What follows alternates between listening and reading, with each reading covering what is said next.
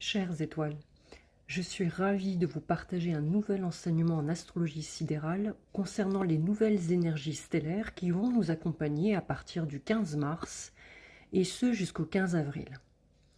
En effet, si vous observez le ciel durant cette période, et donc les étoiles, le Soleil quittera la constellation Aquarius pour entrer dans la constellation Piscis, en analogie avec le signe des Poissons.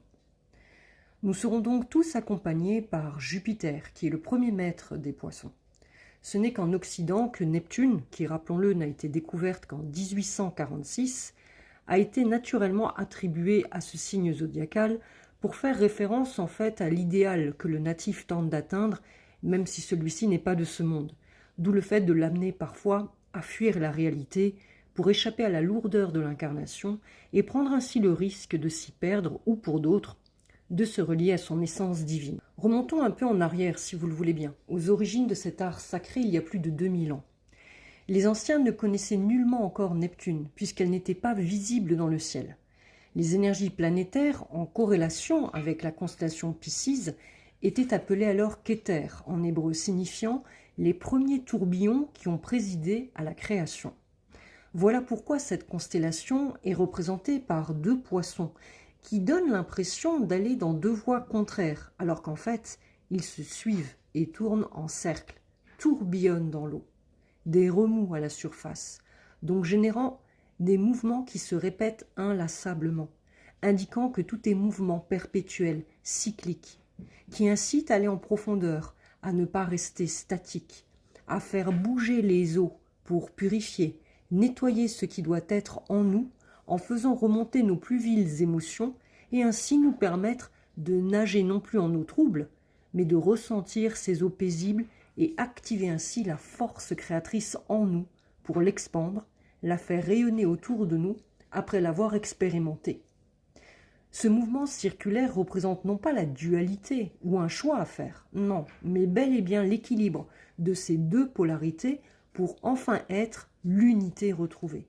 Ce tout dont nous faisons partie et que chacun d'entre nous est invité à se reconnecter au risque de se laisser submerger par les émotions et entraîner alors par des tourbillons chaotiques qui nous ballotteront tous et toutes avec plus ou moins de force destructrice.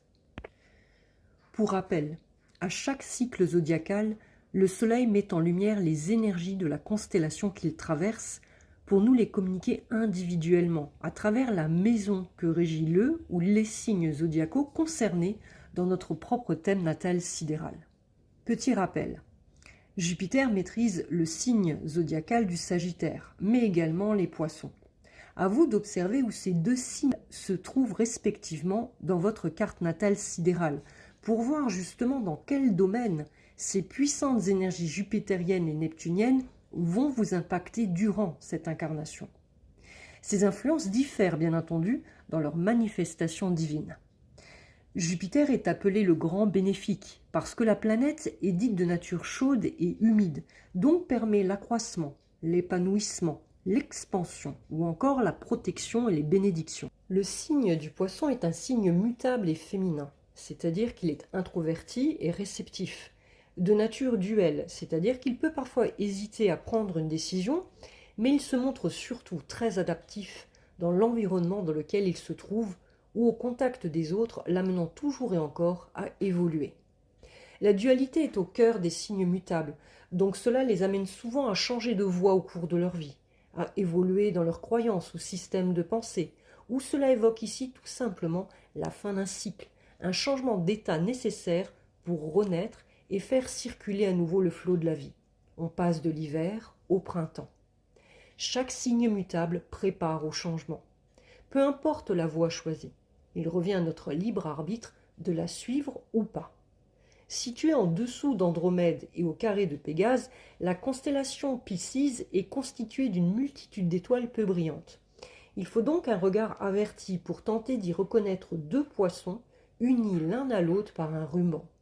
L'étoile la plus brillante de la constellation est Al-Recha, la corde en arabe. Elle représente le nœud, où se rattachent les rubans des deux poissons, appelé aussi le nœud céleste. Dans la trilogie des signes d'eau, Le poisson fait suite au cancer qui représente les eaux primordiales matricielles de la gestation et au scorpion qui symbolise les eaux marécageuses, stagnantes, qui aident à la décomposition de la matière organique. Des 4 éléments, l'eau est le plus complexe et tous ceux qui sont marqués par lui développent une sensibilité exacerbée et une réceptivité élevée à toute forme de vibration, même s'ils n'en ont pas toujours conscience. Le poisson est le seul qui n'a pas de carapace. Il peut aller dans l'ombre et la lumière. À lui de ne pas se laisser enchevêtrer dans ces zones d'ombre et à toujours repartir vers une élévation de conscience. L'eau des poissons a des antennes, des capteurs sensoriels qui le relient à l'inconscient collectif, au monde subtil, aux univers parallèles, à l'invisible et l'intangible.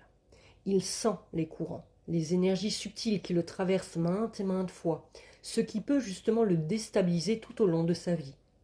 Il sera alors important pour ce natif de travailler sur lui, afin de reconnaître ses émotions et celles des autres qui ne lui appartiennent pas, mais avec lesquelles il arrive aisément à fusionner. C'est sa nature profonde, se relier aux autres. Il sera alors judicieux pour lui de ne pas trop être dans l'irrationnel, de ne pas se laisser happer surtout par les énergies basses qui chercheront très tôt à le détourner de sa voie du cœur et plutôt prendre appui sur apaiser ses émotions, à rechercher son calme intérieur afin de s'élever. Déjà petit, il est dans son monde, bien réel pourtant pour lui, qui lui permet d'échapper un temps à l'incarnation, ou plutôt de fuir cette hostilité et la dureté de la vie. En fait, il a cette profonde certitude en lui que le monde non manifesté est bien plus réel et que la logique n'a pas de réponse satisfaisante à lui apporter. D'ailleurs, le natif des poissons s'appuie rarement sur celle-ci. Et c'est là que le travail sur l'équilibre des émotions est primordial. Car une tempête émotionnelle peut alors se transformer en raz-de-marée que rien n'arrêtera. Il est le dernier signe du zodiaque, non pas pour indiquer la fin du cycle de la vie, mais bel et bien pour nous rappeler que tout meurt, se transforme pour renaître à nouveau. Si le lion a cristallisé l'ego, si le scorpion a déterré ce qui était enfoui, encore caché ou occulté, le sagittaire, en prise avec ses pulsions, qui est quand même en analogie avec le centaure, et son désir d'aller au-delà des apparences, a, avec sa flèche, pointé vers le ciel, pour chercher un idéal à atteindre. Et c'est pourquoi il souhaite trouver l'enseignement qui le conduira dans cette voie et qu'il transmettra aux autres à son tour. Il est en fait naturellement celui qui débute en quelque sorte le pèlerinage spirituel en élevant sa conscience. Le Capricorne, quant à lui, est celui qui a atteint le sommet, le plus élevé, c'est-à-dire ce but élevé, mais non sans avoir relevé maintes et maintes défis sur son parcours de vie, sans se résigner, sans se plaindre, a effectué avec brio son ascension. Puis le Verseau arrive, qui l'invitera à ne pas se laisser avoir par sa démarche égotique liée à la matière, qui l'a pourtant mené au succès, mais plutôt à se tourner vers ce qui n'a pas encore été découvert et partager avec les autres, avec des personnes qui ont cette intention du cœur de porter en fait l'intelligence à un idéal plus élevé. Que ce but est bien plus qu'une ascension personnelle, mais bel et bien quelque chose qui permet d'éveiller toute une société, à créer des groupes, à rassembler ceux qui écouteront une nouvelle voie à suivre ou à expérimenter, afin de s'affranchir de la réalité matérielle et de revendiquer haut et fort leur liberté de penser, coûte que coûte, amenant ainsi d'autres à les rejoindre. Mais au nom de quoi? De qui? Y a-t-il un prix à payer? C'est là que le poisson intervient, car il est celui qui permet de dissoudre l'ego, même spirituel, de se détacher de la matière sous toutes ses formes, de revenir à l'unité. Il sait mieux que personne ce qu'est la souffrance physique ou morale, la perte de repères et le besoin de s'en remettre à plus grand que soi pour continuer son chemin d'incarnation. Souvent seul face à lui-même dans cette incarnation, c'est au nombre de sacrifices, de tourments ou défis de vie dont il s'est relevé à chaque fois qu'il a nourri cette certitude grandissante et absolue en lui. Il est protégé et accompagné par un moi supérieur, divin et sacré, qui veille en fait sur chacun d'entre nous et qui aucunement ne fait partie de cette maya ou de cette matrice illusoire qui nous fait croire que l'on est séparé, voire divisé, avec cette source divine originelle de lumière qui a tout créé. Le natif des poissons a conscientisé qu'il faut être et accepter ce que l'on est. Partage avec d'autres cette connaissance éprouvée, expérimentée, sur laquelle il s'appuie malgré les tempêtes et les tourments. C'est au travers de l'écoute, du non-jugement, du partage de savoir avec pour socle l'humilité, la bienveillance, la joie d'être et le respect de chacun que l'homme est appelé à évoluer, pour être porteur de sagesse à son tour et inviter ainsi d'autres à en faire de même, sans l'imposer, sans rien demander en retour, sinon d'incarner cet être. La véritable sagesse qui émane de l'amour divin et sacré ne revendique rien. Elle ne demande et n'impose rien aux autres. Elle se vit intérieurement et se ressent à son contact. Elle apaise quiconque prend le temps d'écouter son verbe authentique. Elle apporte courage et force intérieure aux plus faibles et nécessiteux. Elle redonne la vie à celui qui a préféré un temps suivre la mort. Merci de voir cela sur un plan symbolique. Elle redonne espoir et illumine l'être en partageant sa joie. Elle invite à lâcher prise sur des prises de position ou des croyances limitantes qui empêchent de révéler sa propre lumière, de voir émerger sa propre créativité dans ce monde. Elle libère de notre propre prison intérieure en nous faisant prendre conscience que nous en détenons tous la clé. Mais ici réside un piège redoutable qui peut être de n'écouter que son cœur, c'est-à-dire que ses émotions, sans écouter sa conscience, c'est-à-dire les sentiments, cette voix divine intérieure qui est au-dessus du cœur. Celle-ci repose sur des valeurs immuables qui font appel à ressentir cette force divine supérieure qui dirige notre âme, qui est infinie, immortelle. Elle fait appel à du discernement intérieur qui, en lien alors avec le cœur, permet de retrouver un équilibre, d'agir avec justesse et résilience sans prendre le risque de se perdre ou pire, de donner son cœur ou son consentement à une idéologie qui utilise les émotions pour demander de la suivre dans un but altruiste et solidaire alors que ce n'est que pour servir de sombres desseins. C'est pourquoi vous verrez beaucoup de natifs marqués par le signe des poissons se retrouver martyrs ou se sacrifier pour une cause ou des personnes, s'oubliant alors eux-mêmes. Il est là le piège pour ces natifs au grand cœur qui mélangent émotion et sentiment. Pourquoi ? Parce qu'ils ont à un moment ou à un autre consenti à se donner entièrement à l'autre, à une idéologie qui, au départ, partait peut-être d'un bon sentiment. Nous connaissons bien ce dicton, n'est-ce pas ? Mais rapidement, ils n'écoutent plus la voix de la conscience supérieure et se laissent happer, puis mourir tels des martyrs ou des sacrifiés de la vie. Le cœur meurtri alors fera place aux élans premiers d'aimer la vie sous toutes ses formes, pour tout simplement tout ce qu'elle a à offrir. Le natif des poissons, porteur de cette sagesse, est celui qui a travaillé sur lui, qui a conscientisé que ses parts d'ombre et de lumière est cette unité en lui retrouvée, qu'il est invité à la vivre pleinement dans cette incarnation, et non pas rechercher à se punir encore et encore pour des fautes commises en sacrifiant sa joie d'être au nom d'une humanité qui souffre. Il doit conscientiser que cette souffrance du monde ne lui appartient pas. Il a compris que fuir son incarnation par n'importe quel moyen relevait en fait à nier la création elle-même, et donc le divin en soi qu'il a créé pour porter cette lumière divine en lui et tout autour de lui. Il a accepté cette dualité terrestre, cette polarité, et a découvert en lui la voie de l'unité retrouvée qui s'appuie sur la conscience supérieure et qu'il partage maintenant avec son cœur, dont il a réussi à équilibrer ses émotions contradictoires, mais nécessaires à la compréhension de l'expérience humaine. Il n'y a plus de victime ni de bourreau. Il y a soi et son regard sur ce qui l'entoure avec ce cœur compatissant, empli d'humilité et de respect de l'autre. C'est cela les sentiments. Ils sont au-dessus de nos émotions. Ils sont ce socle sur lequel tout homme peut s'appuyer pour édifier sa propre création et que rien ni personne ne pourra contraindre à abandonner ou à sacrifier. Car c'est bien là le piège de ce signe d'eau. Ne pas être trop naïf ni trompé par l'illusion.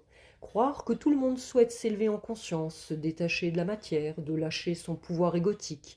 Il n'est pas rare non plus que, dès son plus jeune âge, il a pu se faire au moins une fois manipuler, car il est souvent déconnecté de ce qui l'entoure. Il confond le rêve et la réalité, préférera s'échapper par les rêves justement, ou par le biais de toute forme imaginative, qui lui permettront de fuir cette dure réalité qui le rattrapera tout aussitôt.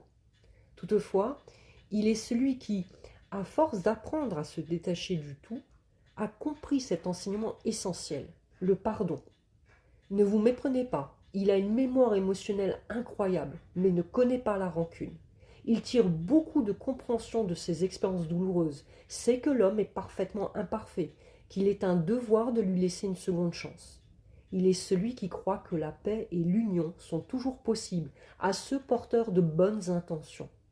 Ayant lui-même appris de ses erreurs, il pardonne alors celles des autres. À lui de trouver la limite à ne pas dépasser, et donc à se respecter. Je l'ai mentionné, il est rêveur et doté d'une grande imagination, doté d'une excellente intuition qui peut le mener aux prémonitions. Sensible à son environnement, il rentre facilement en empathie avec les autres, mais doit faire la différence entre le service et la servitude, entre l'aide et le sacrifice accordé aux autres.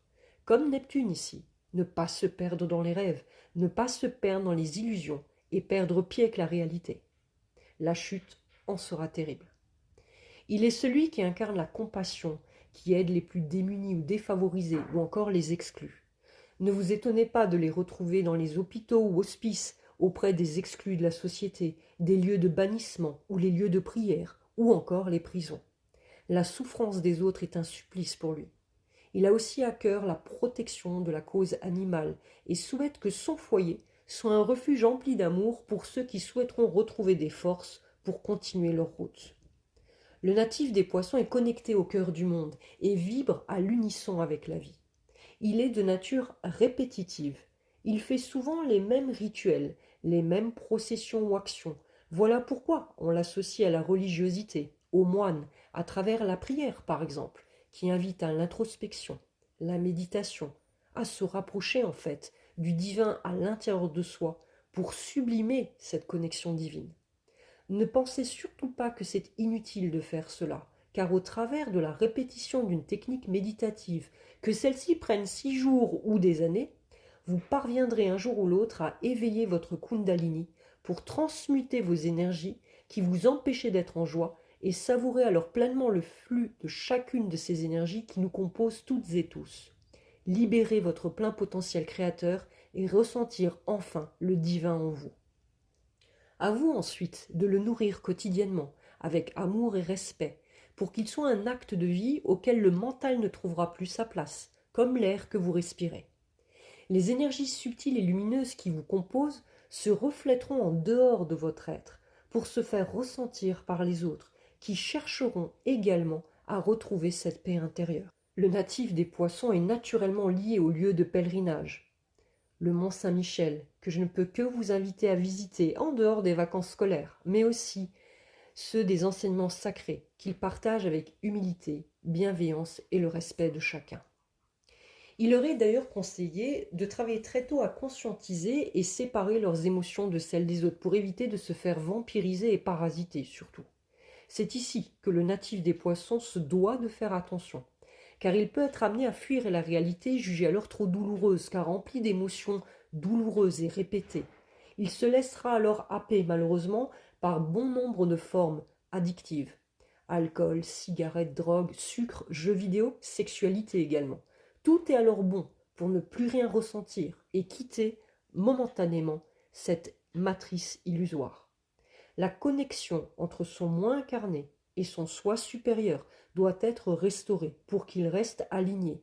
Même s'il est venu tester la dissolution, il doit rester sur Terre le temps de l'expérience. Justement, en proie à ces énergies basses et lourdes qui peuvent rapidement le happer s'il n'y prend pas garde, il se devra de les conscientiser tôt ou tard, car la vie les lui rappellera dans cette incarnation, par le biais des problèmes de santé ou des épreuves matérielles, pour l'inviter à revenir dans son incarnation pour s'en libérer ou pas.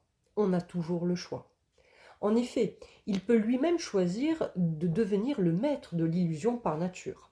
Face à la lourdeur des prérogatives du couple, ou encore via ses devoirs quotidiens, ou pour éviter toute zone de conflit, se refusant alors de faire face à ses obligations matérielles, il pourra préférer la fuite, la lâcheté, voire le déni, ou encore adoptera le masque du mensonge où il peut exceller. L'ombre, dès qu'il le peut, attire par le chant des sirènes les natifs des poissons et les attrape dans ses filets illusoires. Comment peut-il trouver la voie de l'équilibre dans son rapport à l'autre? C'est dans l'axe Vierge-Poisson que l'on retrouve la notion de don et de service aux autres. En Vierge, on privilégie le pragmatisme, la logique, la concentration, bref, le mental. On pose un diagnostic et on dissèque. En Poisson, on a une approche globale, holistique. On considère le tout dans son ensemble. L'un interagit avec d'autres éléments. C'est là l'émergence des soins naturels, ou plutôt un retour aux sources, à la méditation, la prière, à la prise en compte des énergies subtiles qui agissent sur nos corps physiques, les fréquences sonores également. L'âme et le corps sont indissociables dans la notion d'aide aux autres. Le natif des poissons ne doit pas se donner corps et âme aux autres. Il est important qu'il ouvre son cœur, partage, conseille, puis revient à lui pour suivre sa route et se détacher de la souffrance des autres qui ne lui appartient pas. C'est bien là l'erreur dans laquelle il ne doit pas tomber. Le sacrifice de soi pour le bonheur des autres n'est qu'une illusion. Apprendre aux autres à pécher plutôt qu'être le pécheur. Et l'amour dans tout cela. Il est celui qui rêve, idéalise l'amour, croit à l'amour divin. Il ne peut vivre sans amour. Il fusionne en l'autre et doit faire attention justement à la dépendance affective. Il met souvent l'autre sur un piédestal, se dévoue, prône la fidélité à toute épreuve, mais certains peuvent aussi devenir la proie de pervers narcissiques qui abuseront de sa gentillesse et de son dévouement. Dans un autre cas de figure, la passion amoureuse due au poisson s'éteint, et d'un seul coup, celui-ci peut décider de partir et laisser du jour au lendemain son partenaire sur le carreau, l'autre ayant perdu tout attrait à ses yeux. Quelquefois, nous pouvons retrouver de grands séducteurs chez le poisson qui, rappelons-le, peut s'adapter à tout le monde. N'oublions pas sa dualité en lui et ses attentes en termes d'idéal à retrouver. Pourquoi alors Vénus est dite exaltée en poisson?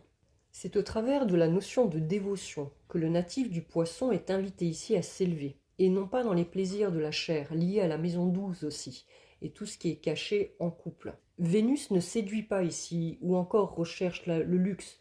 Elle se prosterne en fait aux pieds du divin. Elle se dévoue à quelque chose de plus grand qu'elle, quelque chose qui est au-delà de la matière et des plaisirs de la chair. Si certains choisiront l'art pour exprimer voire sublimer leur amour divin, d'autres choisiront la voie de la dévotion spirituelle ou de l'enseignement spirituel. C'est une créativité dite abstraite, car la plupart du temps, elle émerge en eux quand ils ne s'y attendent même pas. Ne vous étonnez donc pas de retrouver de grands compositeurs de musique classique nés sous cette constellation, ni de grands peintres entièrement dévoués à leur art, mais aussi de grands mystiques thaumaturges qui ont dédié toute leur vie à transmettre les lois du cœur sacré et divin.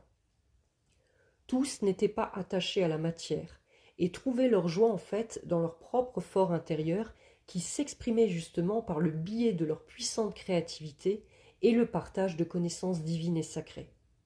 Alliés à Vénus, la bienveillance et le support de Jupiter leur permettaient d'expandre leurs œuvres, de les faire connaître, à rayonner à travers leur grandeur d'âme, de redonner la joie à ceux qui cherchaient du réconfort, à partager leurs enseignements simples et si précieux qui, encore aujourd'hui, traversent les âges et résonnent en chacun d'entre nous. C'est bel et bien cela qu'accorde Jupiter, le grand bénéfique.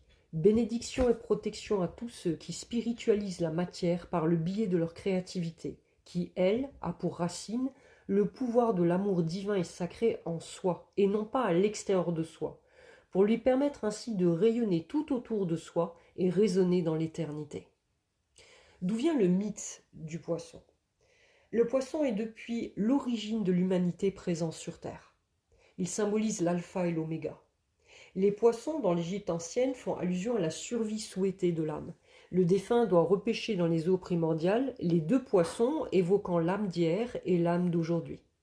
Dans la mythologie grecque, les 12 travaux d'Hercule sont aussi reliés au signe zodiacal des poissons car ils représentent les 12 vertus qu'il a appris à assimiler à travers les 11 signes précédents.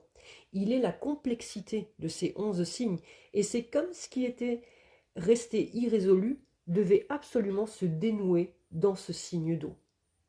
Le christianisme, enfin, trouva son inspiration dans l'avènement d'une ère astronomique nouvelle, à savoir l'ère des poissons, il y a près de 2000 ans.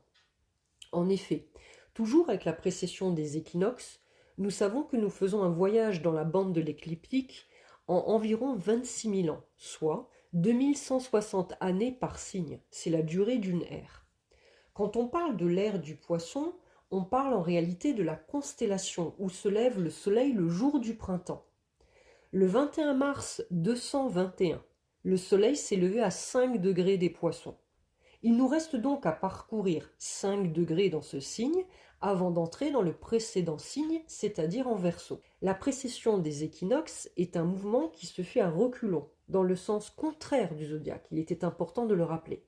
Il nous reste donc 5 fois 72, c'est-à-dire le point vernal qui recule d'1 degré tous les 72 ans, ce qui équivaut à 360 ans encore. Ce sera alors l'entrée dans les dernières étoiles du Verseau, cette ère tant attendue par certains. Nous sommes testés sur notre foi. Le signe des Poissons devint alors symboliquement celui des chrétiens. Nous sommes encore aujourd'hui, et pour encore environ 360 ans dans l'ère des Poissons, je tenais à le rappeler ici, alors que d'autres tentent, malgré l'épreuve stellaire dans le ciel, d'imposer l'ère du Verseau, de manière égotique. Ils désirent tant voir venir pour faire aboutir leur projet transhumaniste messianique. L'une des demeures lunaires aussi en astrologie indienne qui régit le signe des Poissons se nomme Revati, et évoque la notion de berger justement, celui qui écoute, protège son troupeau contre tout mal et qui diffuse ses enseignements du cœur. N'est-ce pas en analogie avec des enseignements christiques? À travers les mythes et les religions de tous les peuples, on retrouve des traces de l'initiation, le même langage, la même sagesse, seules les formes changent. Mais le message est toujours le même. La 12e maison est la maison des souffrances, mais aussi des libérations. Elle est avec l'axe vierge régi par Mercure et son mental, tandis qu'ici en Poisson il y a ce lâcher-prise. La prise de conscience que rien ne nous appartient, que rien n'est acquis, et que le cycle recommencera en tenant compte de nos actes passés. Qui a dit que le chemin serait simple? Cette maison de dissolution de l'ego est en charge des natifs et en lien avec les Poissons. Je tiens à souhaiter donc une joyeuse renaissance aux natifs des Poissons, qui œuvrent à chaque instant à l'amour de soi et au respect des autres. Que votre introspection vous permette, durant ces quelques semaines, de faire ressurgir cette magnifique créativité qui aspire tant à être partagée avec les autres. Que votre empathie naturelle soit au service du plus grand nombre, dans le respect toujours de votre propre personne et de vos propres besoins. Ne négligez point ceci. Écoutez votre voix intérieure. Prenez bien soin de vous et ne vous laissez pas happer par les énergies basses qui tenteront de vous éloigner de votre chemin du cœur. Vous avez tout en vous pour vous ressourcer et rayonner. Votre gentillesse, votre compassion sont des éléments indispensables dans cette société malade telle que nous la connaissons aujourd'hui. Plus que jamais, le cœur doit retrouver sa place dans nos sociétés, mais ne pas se sacrifier au risque d'alimenter d'autres schémas répétitifs qui alimentent encore et toujours le karma collectif.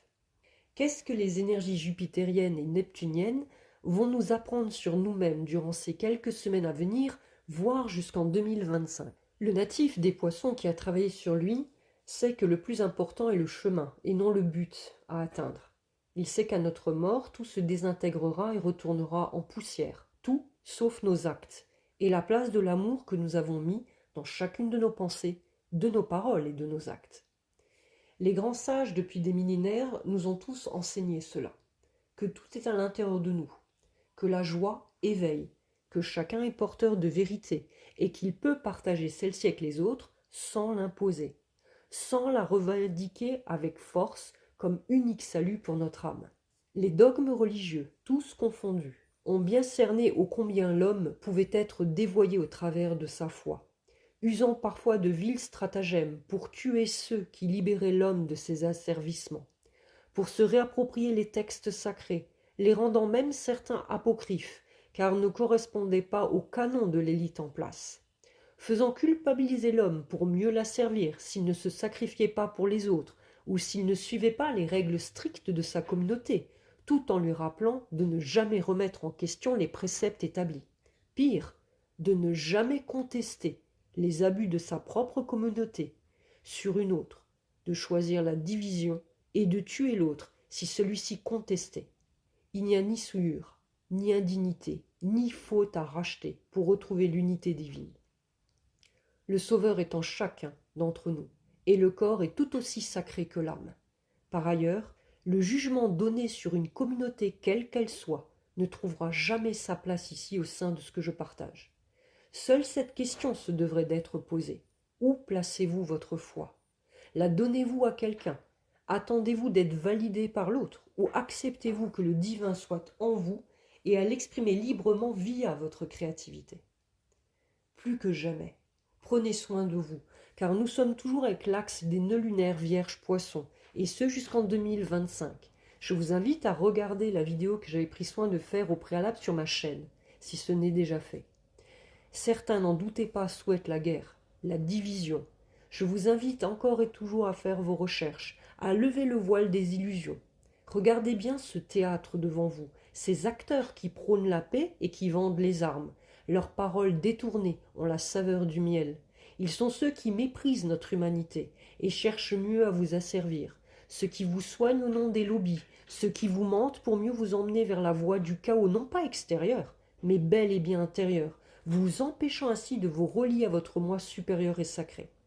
Ne parlons même pas des jeux et du vin qu'ils réussissent à imposer pour éviter que nos regards se posent sur l'essence ciel, cachant un dessein beaucoup plus funeste. Pâques arrive, et durant ces jours qui précèdent ces temps de renaissance, il est normal d'être chahuté intérieurement. Il faut pouvoir se confronter à nos propres ombres. Je vous invite donc à privilégier autant que possible des temps d'introspection, à ne pas vous laisser happer par ceux qui vous entourent, à demander à votre moi supérieur sacré et divin de vous aider à voir la vérité, à vous laisser guider vers ce qui est bon et juste pour vous. N'hésitez pas à demander de l'aide, à exprimer vos émotions, à élever vos vibrations en privilégiant des moments de joie et à les savourer. On a tous droit à ces instants précieux du bonheur. Nous ne pouvons aider les autres si nous-mêmes nous sombrons. Nous ne sommes pas maîtres de nos actions, mais bel et bien maîtres de nos émotions. Seul l'amour inconditionnel élève l'âme. Nous ne pouvons servir de maître. Plus que jamais, aime ton prochain comme toi-même. Mais t'aimes-tu dans ta complétude et suffisamment? Car si ce n'est pas le cas, tu subiras alors les affres de ceux qui t'entourent, des malheurs qui sont là devant toi. Tu les subiras dans ta chair, dans ton âme et ton esprit, car tu lui accorderas beaucoup plus de légitimité d'être que toi-même, qui est important aux yeux du Créateur. Croyez bien que l'ombre cherchera toujours et encore à vous manipuler au travers justement de vos émotions, créant des peurs, des traumas, pour vous penser à ne plus avoir conscience de votre propre souveraineté. Soyez bons et indulgents avec vous-même, chères étoiles. Nous sommes des êtres parfaitement imparfaits, qui ne demandons qu'à expérimenter pour évoluer en conscience. Que la paix vous accompagne, chères étoiles.